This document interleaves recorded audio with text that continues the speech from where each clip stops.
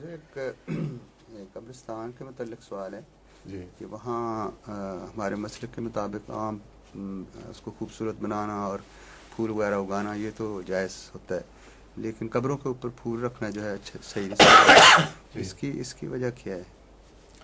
اس کی وجہ یہ ہے کہ وہ مردے کو نذرانہ پیش کرنے والی بات بن جاتی ہے. جی یعنی جو پھول رکھنے والے ہیں وہ کسی قبر پہ تو نہیں رکھاتے ہی وہیں، ٹھیک یا قبرستان کو سجانے کے لیے کہیں نہیں لگاتے، وہ اپنے مردے کے اوپر رکھتے ہیں.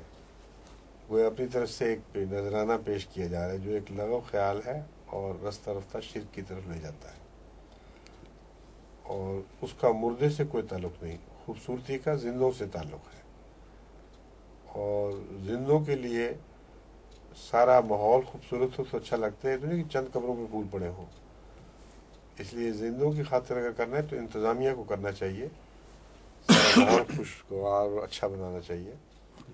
مگر یہ جو انفرادی طور پر پھول چڑھانے، یہ بہت ہی مشرکانہ بدعت ہے جو خطرناک، اور بھی زیادہ خطرناک ہو سکتی ہے.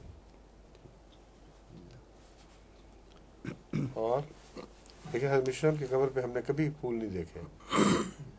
حضرت مسلم موت کی قبر پہ کئی پھول نہیں دیکھے، خلیفۃ المسیح ثالث کی قبر پہ کبھی نہیں دیکھے.